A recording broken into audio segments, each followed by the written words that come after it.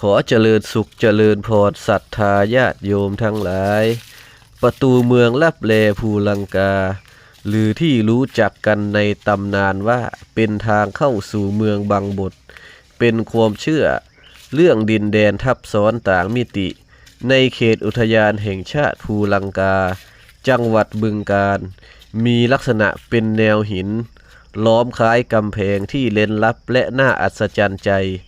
โดยเชื่อว่าเป็นที่อยู่อาศัย